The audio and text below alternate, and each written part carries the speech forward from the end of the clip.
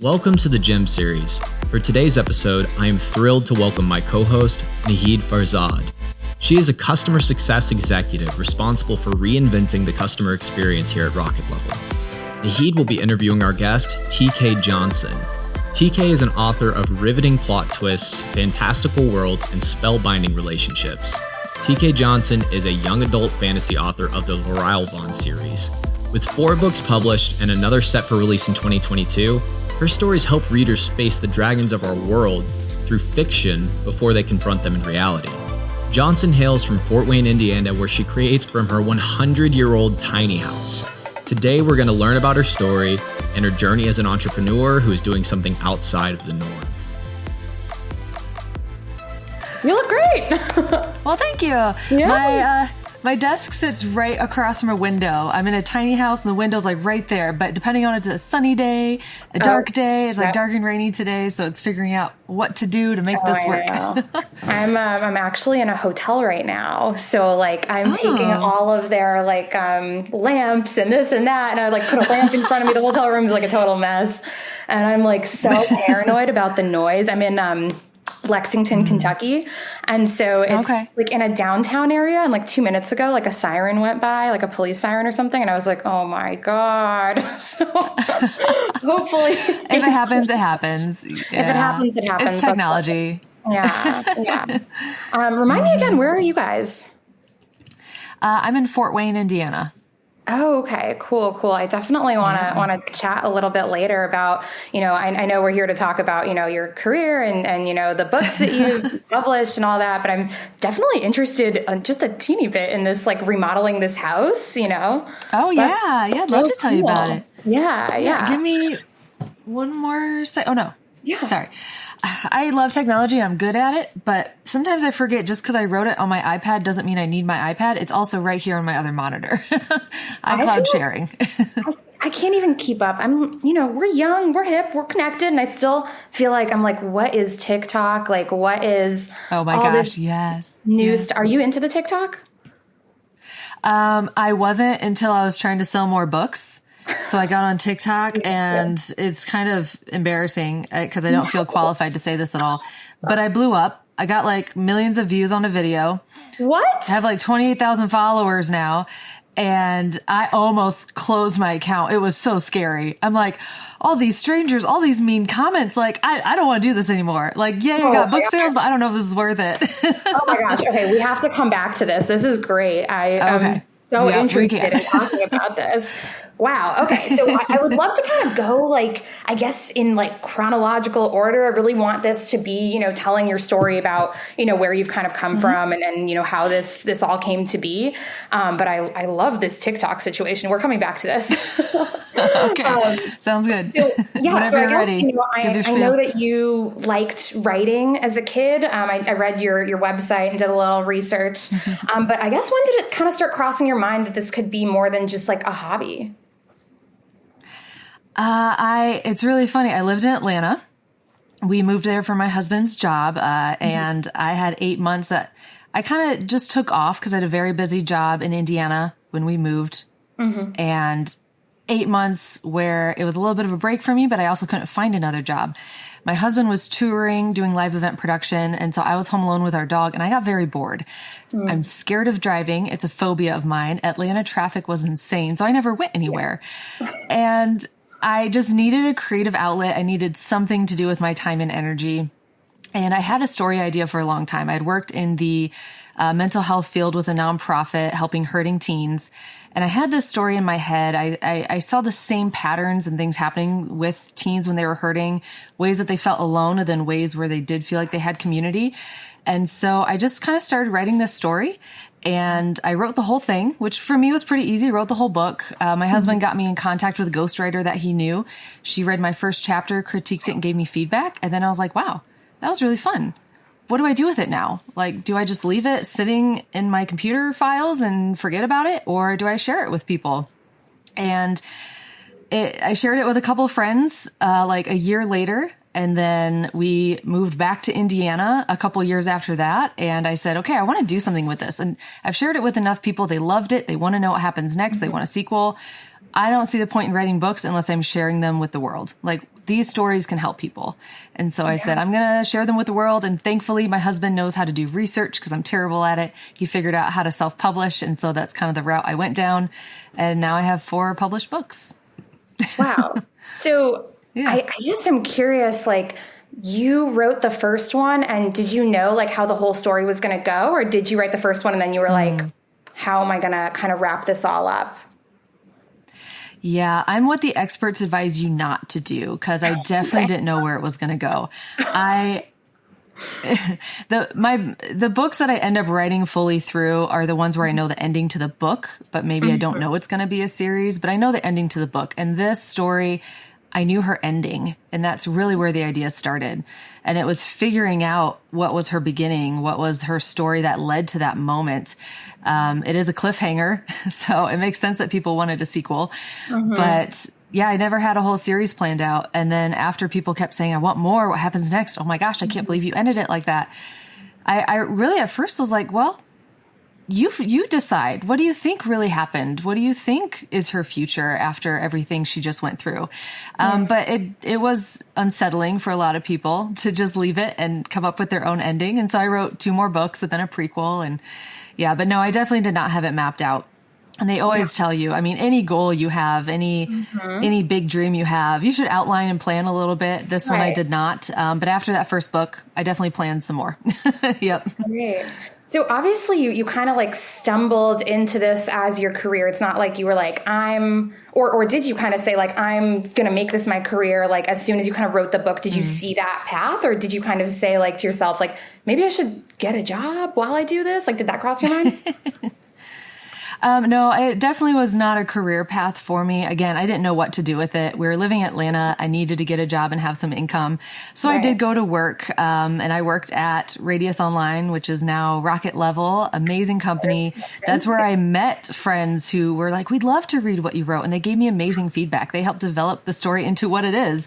Like the team there, I cannot speak highly enough about. They're awesome. But no, I just kept going from job to job in my 20s. And I know this isn't usually advised, but I wanted to work with different teams. I wanted to try different jobs and roles because I wanted to really find my fit. What was a great fit for me?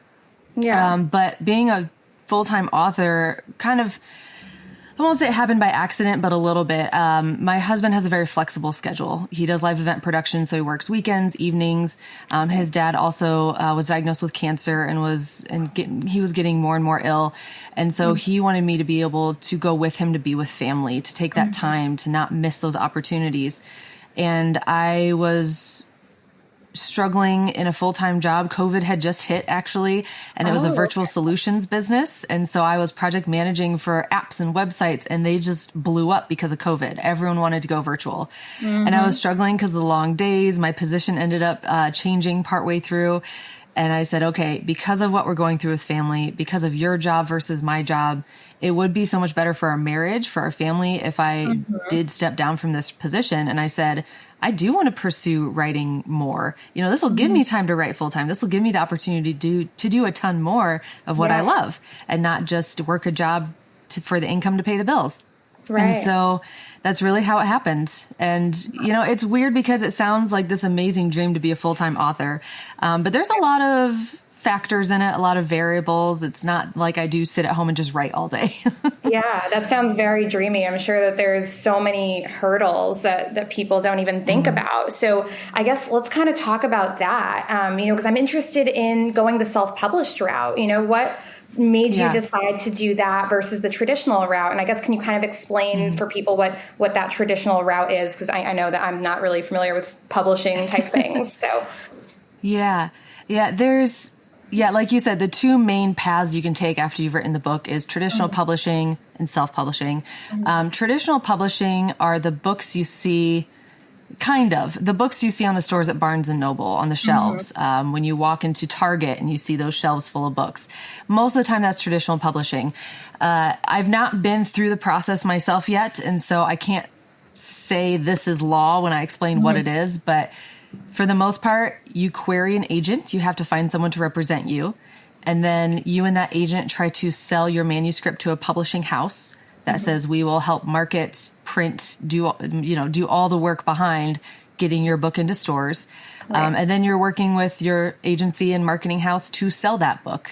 From everything I've heard, if you traditionally publish, usually you have to have your foot in the door somehow already or some connections. That's usually how it happens.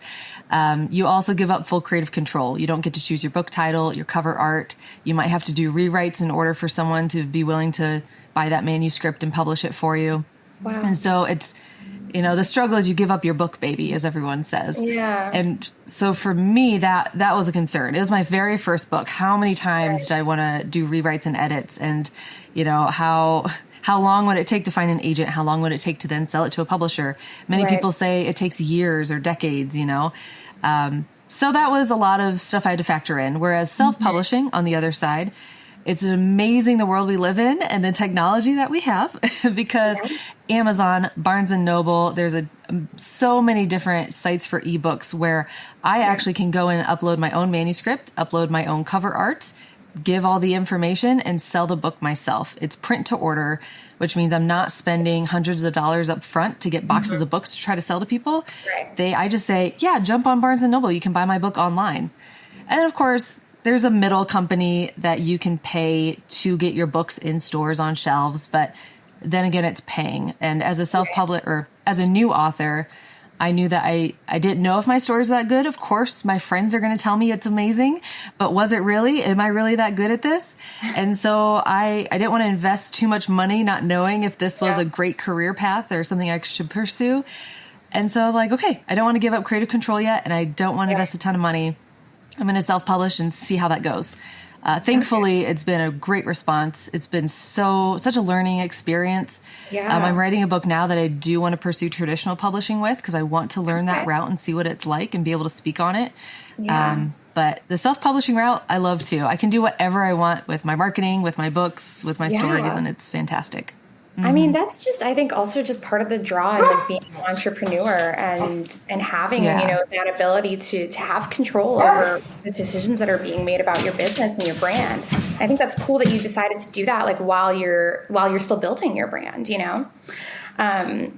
So I guess I would assume you would encounter a lot of, criticism. Also, like, not only probably from people who've read the books, but maybe people in your life, like as you're kind of going along thinking like, is she really going to do this? So I guess, can you talk a little bit about how you kind of handle those kind of naysayers? Oh yeah, it's hard. You have your own self-critic, but the outside critics that you get too just make it that much harder when you're already pushing yourself to do it and encouraging yourself that it's worth it. It's hard to say, but family and friends, while they are your biggest supporters, they can also be your biggest downfall and your biggest naysayers. Yeah. Most of the time when I tell someone I wrote a book, they're like, "Oh my gosh, really? Like, who published it? How'd you do it?" And I was like, "Well, I self-published." And they go, "Oh, so not like a real book." Oh, and man. I'm like, no, this is like a real book. Like, what do you call this? Yeah. It took, long time to write, and I edited and I went through all, like, it's real. But I would say that's honestly the biggest criticism. Or, I've known people who ghostwrite and they're so successful, and it's like, "Oh, but you're not the author." It's like, can you explain no, a little I literally bit wrote about this book. ghostwriting? Like, what does that mean for those who don't know? Mm-hmm. I think there's different levels of it, really. The basic explanation I can give is that ghostwriting is when someone comes to you with an idea or a plan of what they want their book to be, and you kind of are the one that really writes it out. Maybe they give you an outline and you really fill it in. So it's not someone who just goes through and edits or does a few rewrites. Like, they write a lot of the book, but it's under a different pen name. Okay. So I could hire you saying, "I've got this great book about women empowerment and encouragement, and here are my main points I really want to dive deep in, but I just don't really know how to write." You would write the book for me. You get paid for that writing, and it's my face and name on the book. That's kind of like very quick sum up. Yeah. But I can imagine, like you're saying, like those people get told, like, "Oh, but you're not the author." Like, Yeah. yeah. Oh, but your face and name isn't on that book. Is it really something you wrote? Yeah. Yeah. So there's a lot of criticism. And then, of course, I have been blessed that everyone who's read my book that I know of has messaged me or left a review that's been positive. I have yet to get my negative review. I know it's coming. Everyone gets one. But yeah, there's also just the flack of, oh, well, you wrote this genre, it wasn't long enough. Or, oh, you wrote these tropes. We're so sick of those tropes, in books. So there's all these little nitpicky things, but the biggest one is usually just like, oh, but you're not a real author, or something to that effect. Yeah. I remember when I got my first sales job. So I've been in sales and I've since transitioned to operations. But when I got my first sales job, I remember the hiring manager was like, this is really hard. You're going to get a lot of no's. And I was thinking to myself, well, who cares? So what? I'll just move on to the next phone call. You know what I mean? And then about 6 weeks in, I'm crying in the bathroom because somebody told me to get a real job. And I was like, and it's so the criticism does at some point come to really affect you, even if you don't think it will. Do you feel like you've encountered, because I know you mentioned that you are pretty popular on TikTok. Have you kind of encountered that type of, harsh criticism there? A little bit. I mean, there's some criticism and there's some just almost unspoken things that are just a lot harder to get by.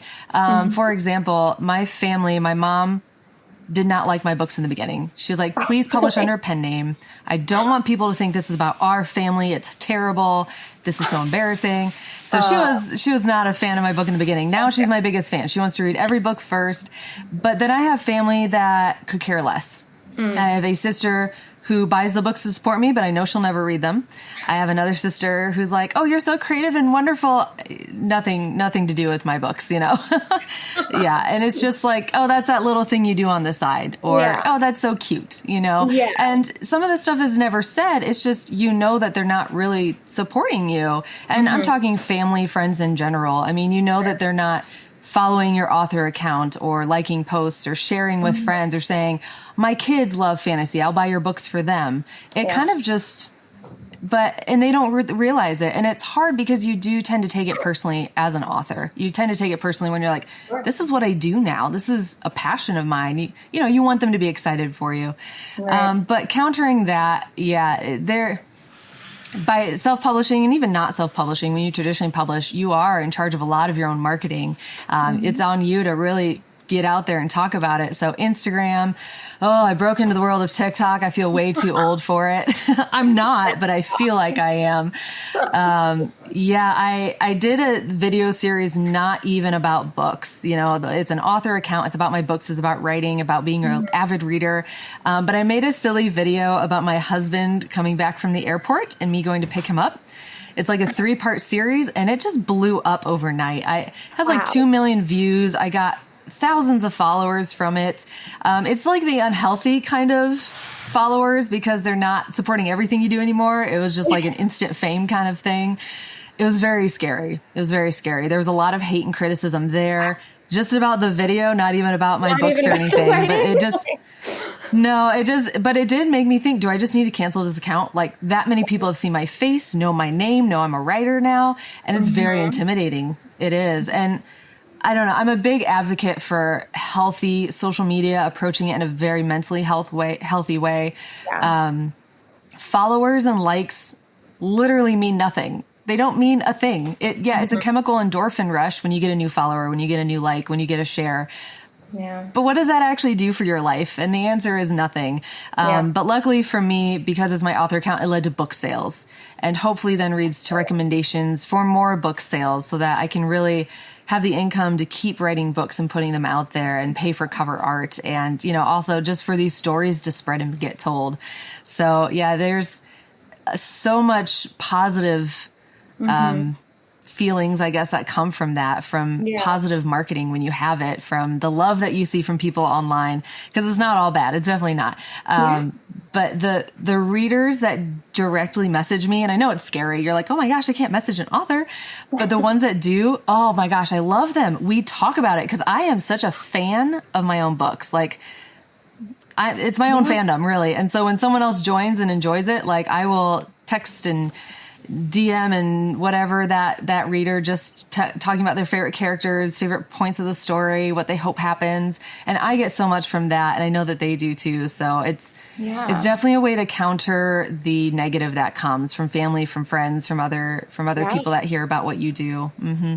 Yeah. Putting your name out there and your face, not just on social media, but just, being an author, you're out there, you're in front of the public. I can imagine you really have to have like those tools to kind of tap into when you're having a day where, you're feeling like, you're lacking support or the motivation to kind of continue. And really what I think is interesting also is you're your own boss, you're your own motivation. Like, how do you make sure that you stay on track with things when you're literally like alone in a room and you're like, get to work, how do you do that? Yeah. Well, luckily for me, I'm a very type A personality. I like to stay busy. It really bugs me when I'm bored. Now, I definitely have lazy days. I have days where I'm like, I'd rather just sit and watch this Netflix show that I just caught on to and binge watch it all today, or do anything else than write. Yeah. But I like to stay busy, and I always remind myself of how much of a bummer it is when I don't hit my goals, when those goals fly past me and it's disappointing.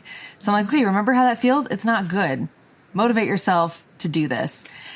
Creating good habits is a huge one as well. I'm reading Atomic Habits right now, and it's stuff like that I know, but hearing it again, seeing it again, being reminded of it is so powerful. And so building those good habits, because we have them one way or another. They're either bad habits or good ones. So which one are you going to choose? Which one are you going to work towards? That definitely helps me get my work done when I am my own boss, and building a community of other people. I have gone to a couple conferences and met some people that are also writers, and some of us have just connected enough that we reach out. We'll text each other, or we'll, shoot each other a message over social media and just be like, hey, how you doing? Hey, did you get that chapter done you wanted? Where are you at today? Did you write any words? Like, get down and write, So having a community, it's huge. It's very important. Yeah, having a little accountability buddy, I think that's so important, because even though you're alone, you find ways to not be alone, to not feel alone, I guess. Yeah. And I know that there's a very tortured artist side to people, especially writers. So having people there to help you not feel alone is big, because sometimes that's what keeps you from hitting those goals. Yeah. So I kind of want to talk a little bit more about the kind of the goals that you set, because I'm sure once you hit certain benchmarks, that goal is always like moving, I'm wondering, I guess, what was the goal when you kind of started on this journey where you're like, if I do this, I'm good, I've made it. And like, did you just kind of always feel like, well, now I have to do this. Now I have to do this. Like that, that bar keeps moving, right? Yeah. Oh, yeah, definitely. And I think that is so healthy. You should always be improving yourself. You should always be growing in what you do. So for that bar to keep moving, it's so good for us. It is so good for us. And I love it. For me, it just started with, okay, give the book to friends. It's scary. It's very vulnerable to be like, I wrote this fantasy story.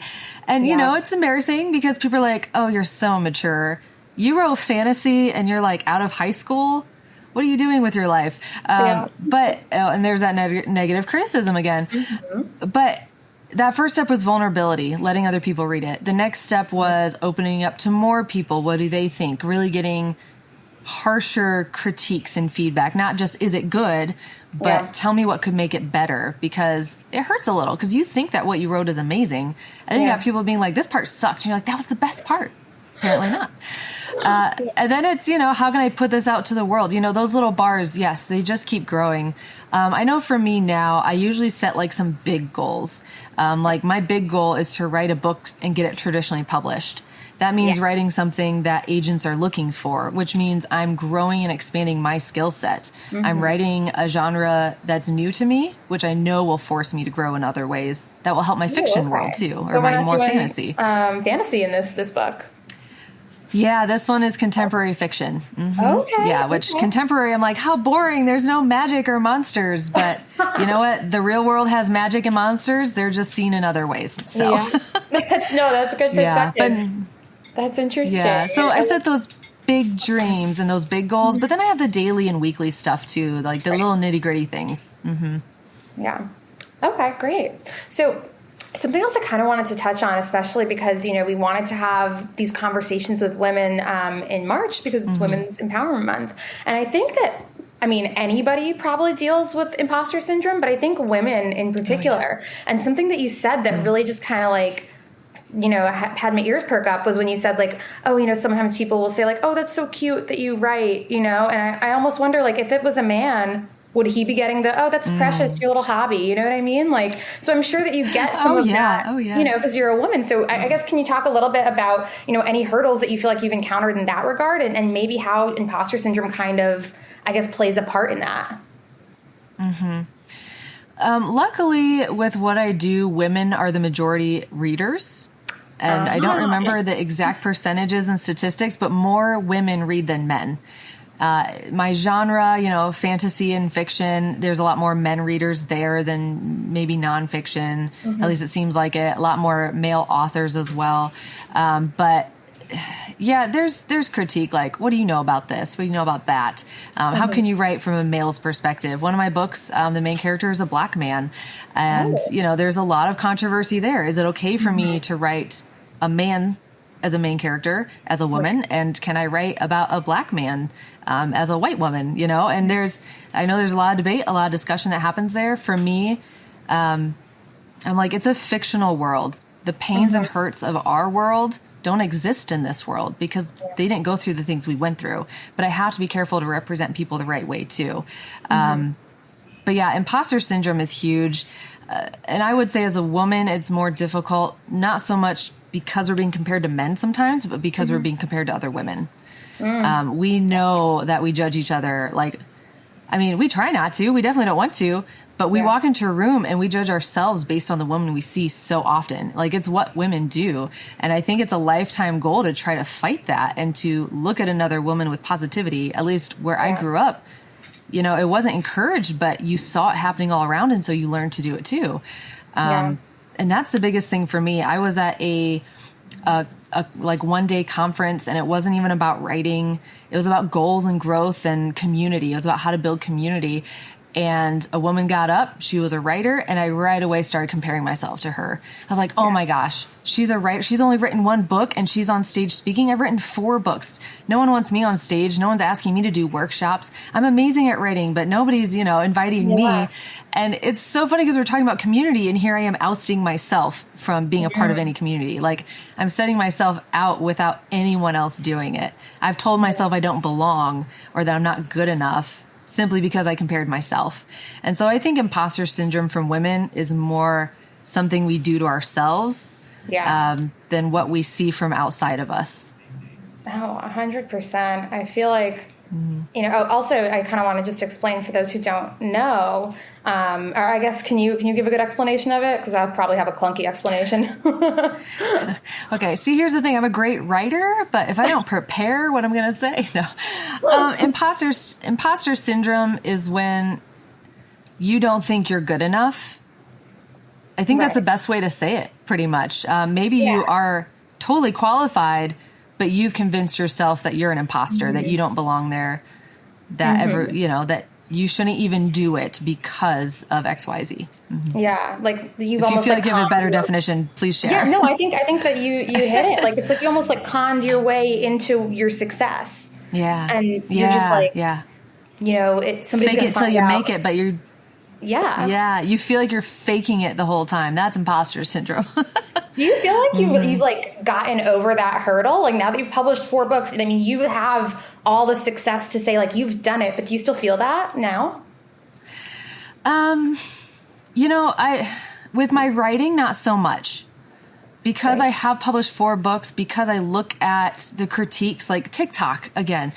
There's so many authors and writers out there that will sit down and give advice and teach you how to write. And I listen to it. I'm like, okay, I know that. I've done that. I've done that. Okay, I know that.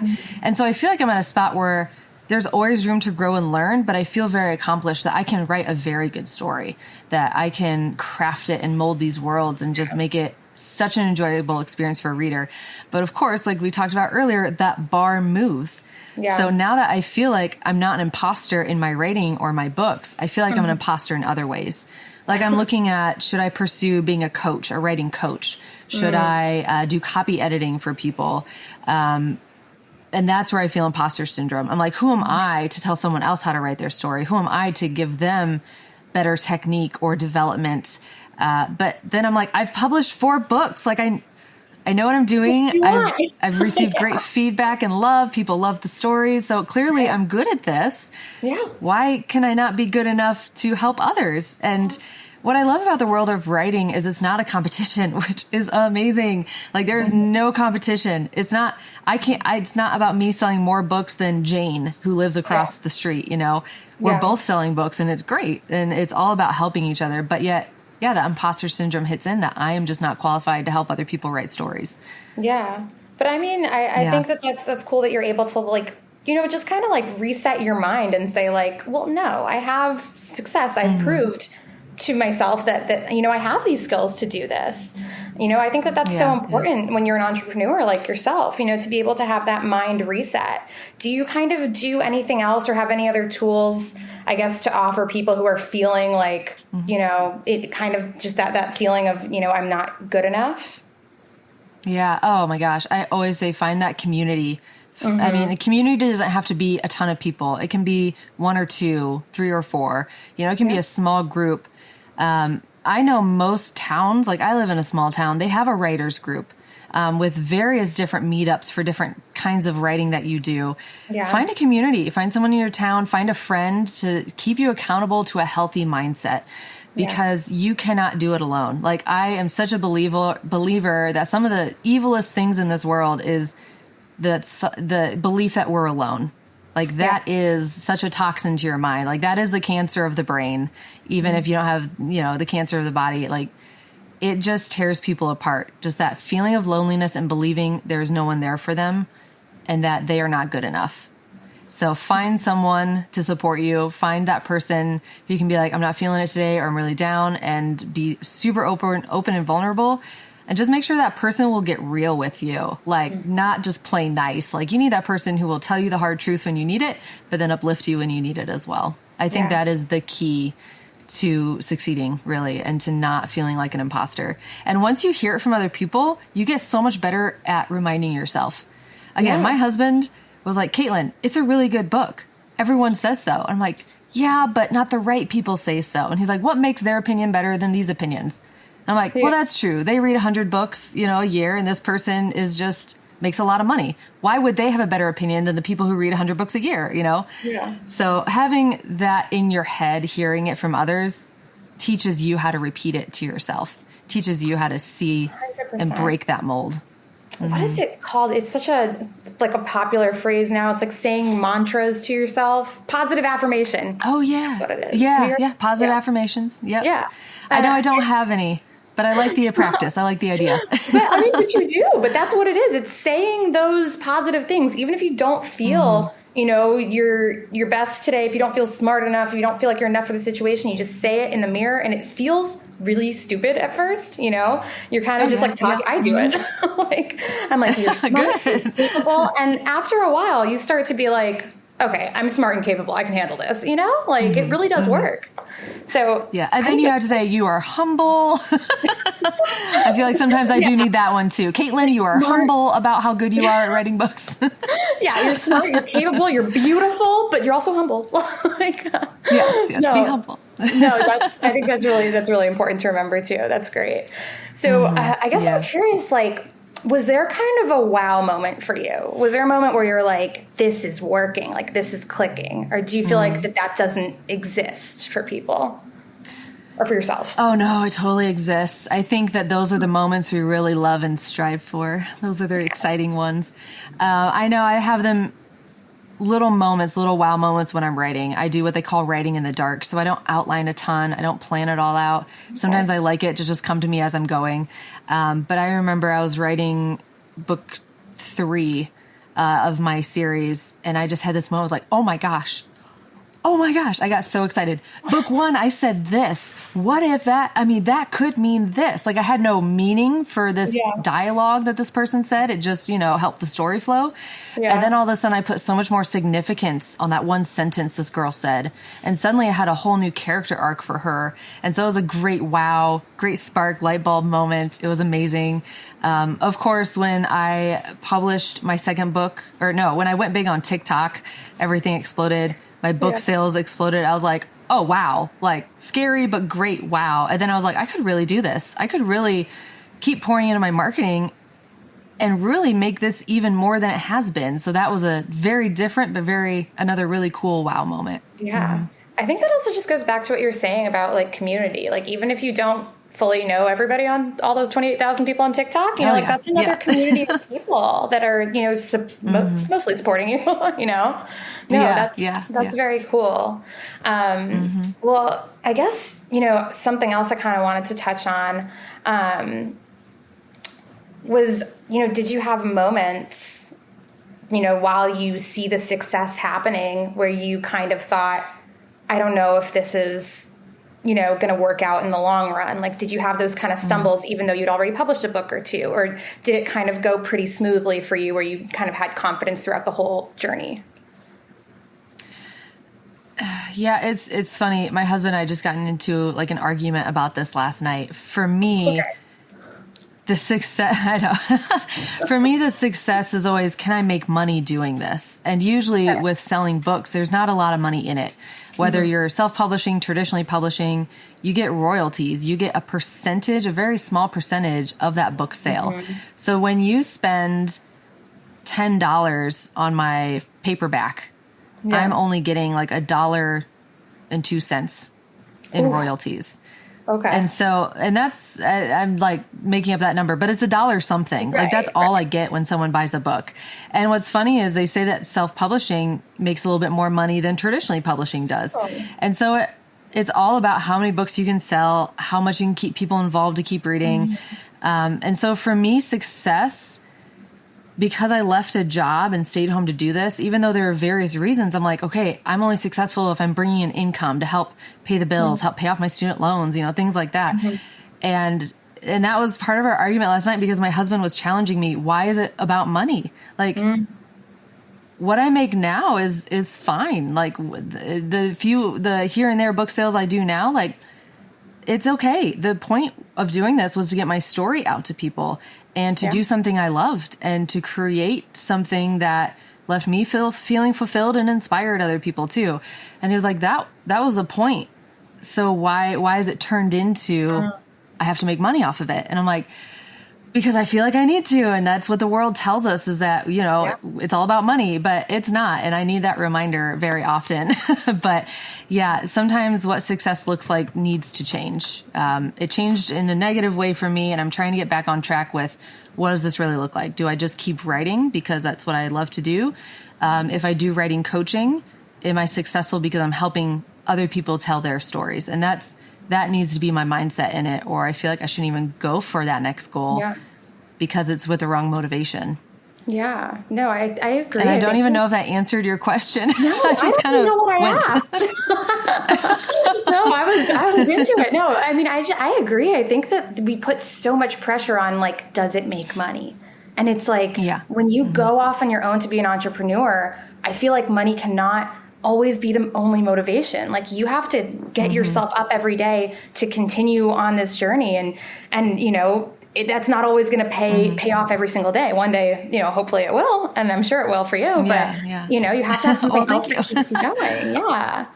So I guess something else that we kind of touch on with this is you have flexibility, and you have other motivations outside of money. And one of the things I know that you guys are doing is you're rebuilding an old house, 100-year-old house, right?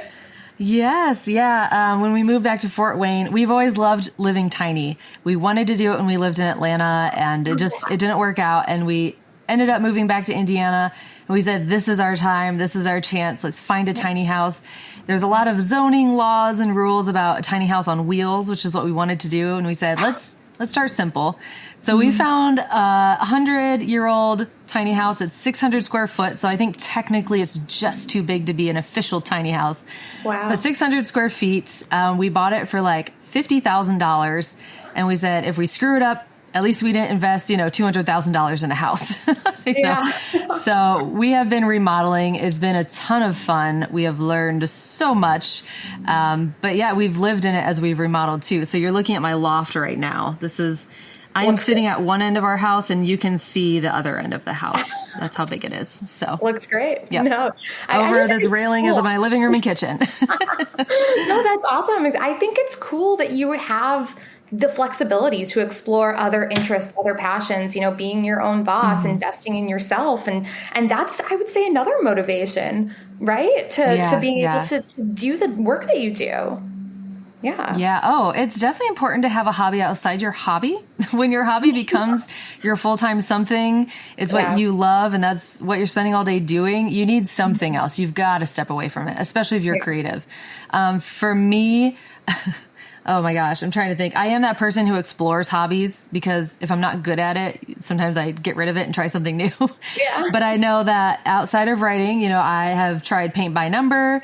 I work on, the house, of course. Yeah. I have dogs. So I'm like, okay, let's play or let's train. I've picked up embroidery recently because that sounded like a fun bookish thing to try.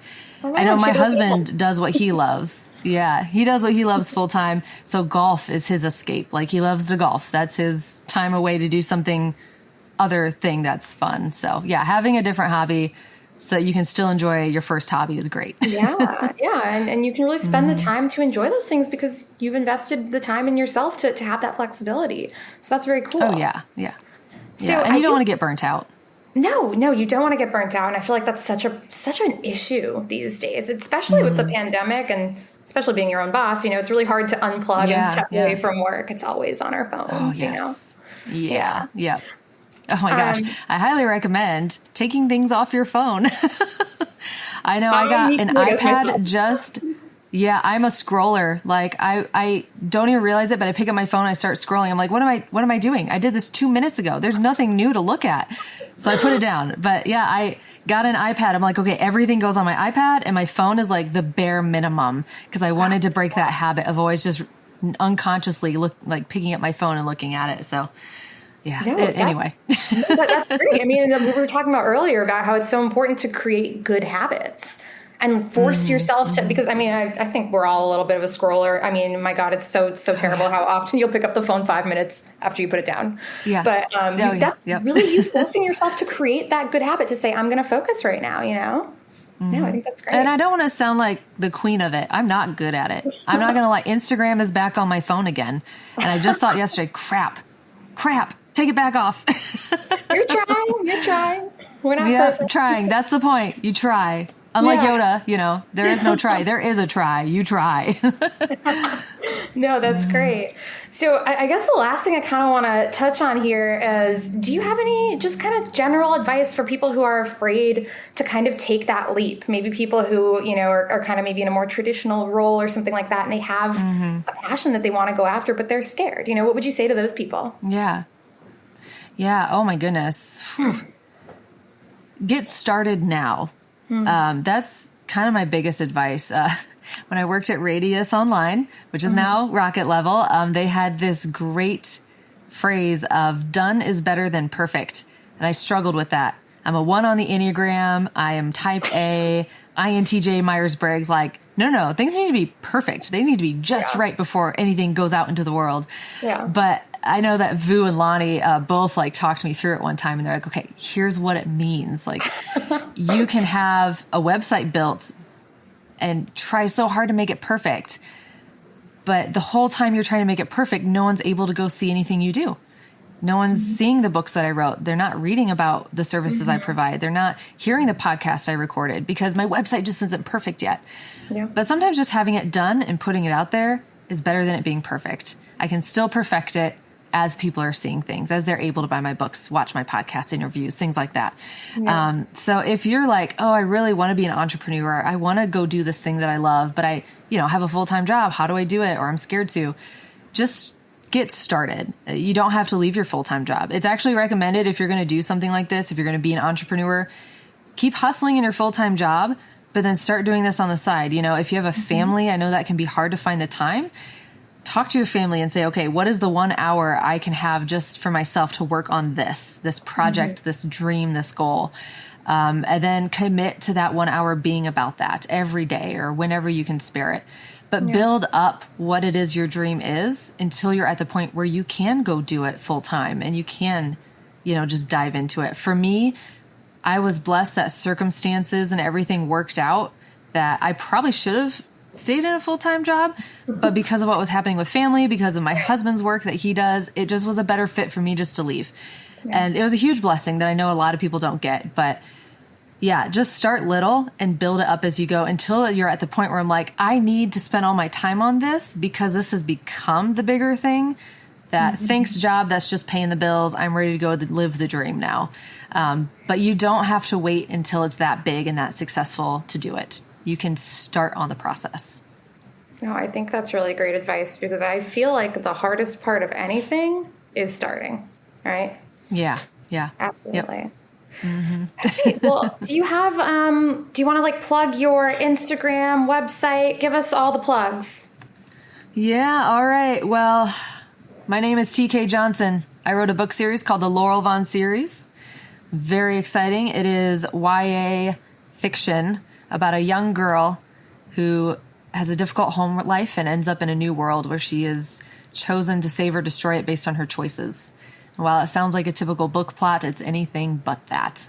It's about heroes who make mistakes, villains who save their loves, and what happens and how you forgive people when they've done you wrong. But my website is tkjohnsonbooks.com. You can find me on Instagram at tkjohnson_author, TikTok at tkjohnsonauthor, and of course, Facebook, Twitter as well, TK Johnson Author. I am out there. But I try to do writing advice for people. If you're interested in being a writer, if you're interested in reading the books, message me. I love talking to people directly about their process, what they're doing.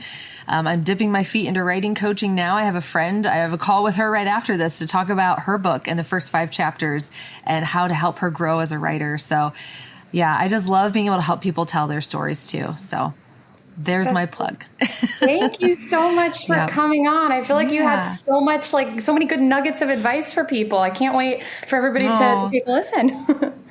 Well, thank you. I love that when you reached out to me, I was like, oh, this is going to be so fun. I don't even know what direction it will go, but we'll figure it out as we're talking. This is going to be an awesome podcast. So I'm very excited for what you guys are doing with the GEM series. And I hope it just skyrockets. And because I think you guys are going to reach a lot of people who need to hear what you have to say and what your guests have to say. Can't wait. I'm so excited to have you on. Thank you so much for everything. Thank you for joining us on this episode of the GEM series, the podcast for anybody dedicated to investing in themselves. Stay tuned for our next episode and look in the links below for resources that you can use for yourself. Until next time, this is Blake Chapman, and remember to be awesome and do awesome things.